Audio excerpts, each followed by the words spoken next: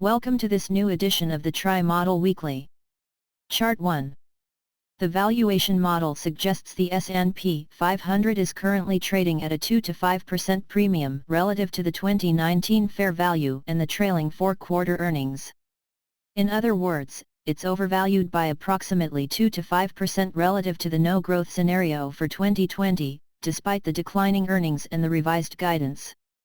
Investors are clearly looking past 2020 and pricing in an optimistic V-shaped recovery scenario largely forecasted by economic models. But as of now, the economy remains paralyzed due to social distancing and a pandemic that has yet to be contained. With millions of new unemployed people, it's hard to believe that stocks have rallied back this hard. Chart 2. In terms of 2019's full-year earnings, the S&P 500 has now reached a PE multiple of 20 to 21, thanks in large part to the unprecedented monetary and fiscal stimulus measures. After all, the stock market is a discounting mechanism, and the institutional models could end up being right after all, especially if a game-changing drug or vaccine becomes available much sooner than later, or if the efforts to reopen the economy succeed due to the implementation of extensive testing and other measures. Chart 3. The earnings season is now underway, and the reported data, which include forward guidance, won't become reliable enough for forecasting purposes until the second or third week of May. But as of last Friday, the S&P 500 was pricing in the Q2 2021 forward estimates.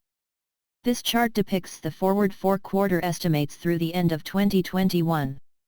These forward prices are expected to fall further as the earnings season continues to unfold. Now to the technical model. Chart 4. High-yield corporate bonds have now rebounded in response to the Fed's $2.3 trillion lifeline. Following a scary credit squeeze in March, the SHYG is now back inside the rejection zone identified in late 2018. Chart 5. As for investment-grade corporate bonds, the LQD has already recouped almost all the recent losses. Chart 6. The Fed's lifeline has also forced the yield spread substantially lower, as depicted by the IEF-HYG ratio chart. A faster rising HYG relative to IEF implies faster falling corporate yields relative to Treasury yields. This is good for stocks, except that the ratio recently reached and bounced off its rising 50-day moving average. Perhaps this and the unrealistic valuation picture is why stocks are bit in the red today. Chart 7. Despite this recent breathtaking rally off the March bottom during which some growth stocks have managed to rise to new all-time highs, the Dow transports remain near their recent lows. Chart 8. This is also true of the financials, as evidenced by the Nasdaq Bank Index. Note that the bear market in the transports and the financials began in late 2018, unlike the S&P 500, the Dow Jones Industrials and the Nasdaq, whose bear markets began in February 2020. Chart 9. The S&P 500's bear market unfolded as a textbook ABC pattern where Wave C reached a size of 176.4% the size of Wave A. The first rally off the bottom set the stage for a partial pullback that was accompanied by a decline in volatility. This usually happens during second waves, which puts the odds in the bull's favor. If the rally since early April is indeed the third wave of a new bull market, then it's got a lot more to go.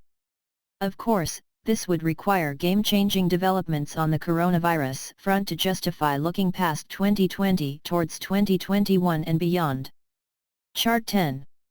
The same can be said of the Nasdaq 100, which has managed to rally back towards the highs of the B wave and the developing 2020 VPOC in mean reversion fashion. The VPOC, as you well know, is the largest volume bar in the volume profile, a magnet for relief rallies. But this rally is starting to look more and more like a developing five-wave structure than a mean reversion ABC relief rally. Still, we're not out of the woods because corrective patterns and bear markets can assume many shapes, several of which are quite complex, during which prior highs are actually retested. So, again, many options remain on the table. Hence this technical analysis remains work in progress. Chart 11. Semiconductors too have rallied substantially off the bottom, recently reaching the 100-day moving average. Should it manage to take out this level, the top of the B wave and the VPOC would be within reach. Chart 12.